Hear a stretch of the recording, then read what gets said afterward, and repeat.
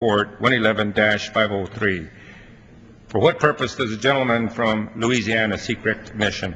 Mr. Speaker, I have an amendment at the desk. The clerk will designate the amendment.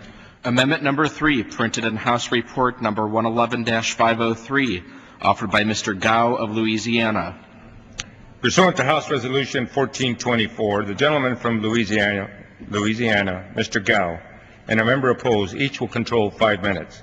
Chair recognizes the gentleman from Louisiana.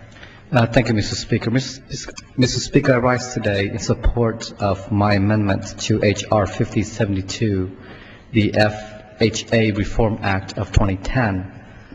The bill we are considering today is a much-needed piece of legislation to help bolster the Federal Housing Administration and help prevent another housing crisis. As someone from a district that is both in recovery and one with incredible housing needs, I especially appreciate this bill. I congratulate Chairman Frank and Ranking Member Bacchus for bringing this important legislation to the floor. I think the portion of the bill which provides information about loan modification and housing counseling to a mortgager at risk of early default is important. The amendment I hope that I propose slightly expands this requirement by including language that includes credit risk and financial management counseling information.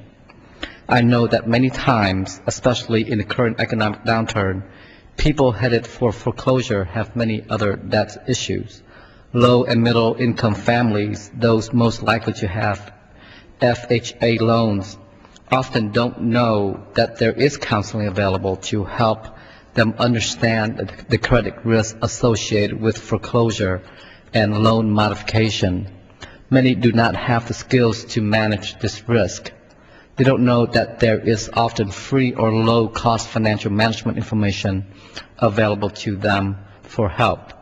That is why I have drafted the additional language to help these families get information about the full range of services available to them.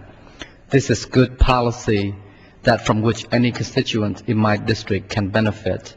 This is about giving people the information they need to be successful. As policymakers, we should not only aim to preserve home ownership, but to encourage responsible home ownership. By empowering people, we are taking a proactive stance towards avoiding another financial crisis. I thank my colleagues and recommend passage of this amendment, and I reserve the balance of my time. The gentleman reserves his time.